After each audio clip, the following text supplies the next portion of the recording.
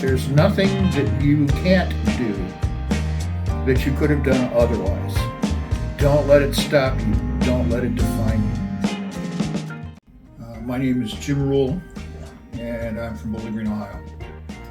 My amputation occurred when I went in for a routine, ordinary knee replacement surgery. I was rough in high school football and I had to retire because my osteoarthritis got so bad. One of my friends had both of his knees replaced and he was back out on the field. And I thought, well, then maybe I could still do that. I went in for the surgery. Things didn't go the way people wanted them to go, the way I wanted them to go. And after several failed attempts to save my leg, I ended up having an amputation. And I did have a problem for a long time with, what am I going to do next? Because I was always the bull in the china shop kind of guy. I would overpower a lot of situations and just brute force. And it was hard for me to imagine being able to do that, to live that way. Coming home, it was great to get home, to get out of the hospital. I was in the hospital for 26 days. And I really, really, really wanted to get out of that environment. Well, with high school hockey team, I've been involved since 1975. I became the full-time athletic trainer in 1980 with the team. I was just part-time before that. And those guys have been, they've been the sons that I never had. It was funny because when this happened, a bunch of the kids from the team, one of whom is now the head coach of the team, snuck into the hospital to come and see me. They told the nurses that they were my nephews. And somehow or other they got in. Of course, I don't remember that because I was in a coma at the time. But they used to work out across the street here, just running, stuff like that before the season started. And I was sitting out here on the front porch, and the coach at the time brought all the kids across to come over here to say hi to me.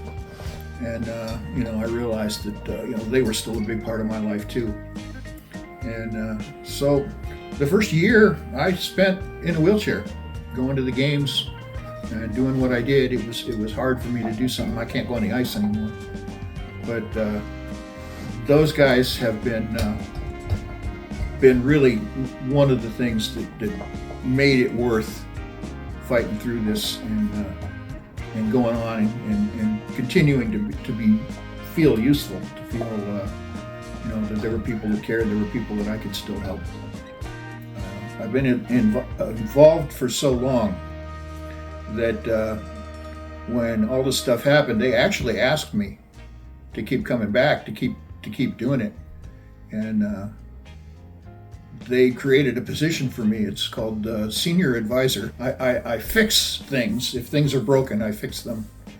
I just try to be helpful in any way that I can, and just try to give the kids a good example about how you can overcome difficulties.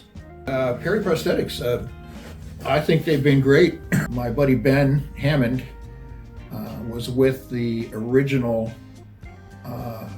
company that I got paired up with, and he left there to go to Perry, and I was so happy with him that I went with him to Perry, and I've been there ever since.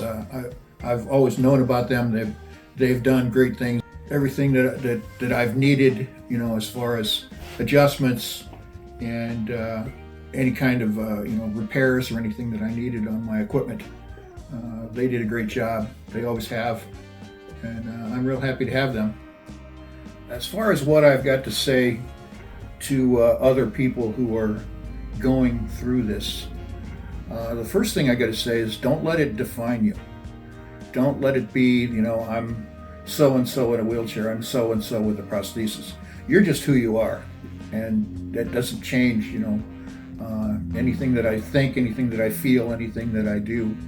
I do as much as I can.